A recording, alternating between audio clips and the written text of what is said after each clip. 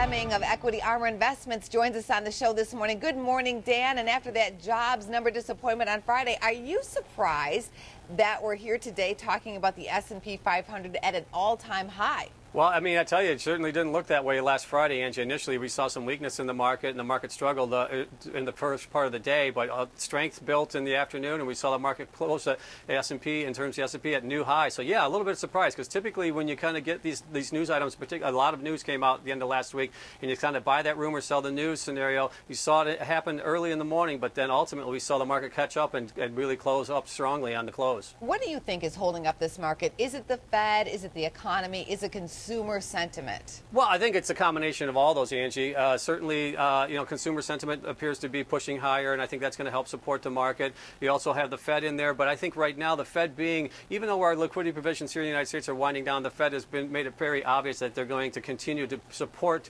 any kind of structural issues that they feel that they have to contend with moving forward. So they're going to be very dovish in that sense. And now you got money flowing into Europe for a temporary fix over there, and it was perceived pretty positively. We saw most of the European equity markets up very significantly last week.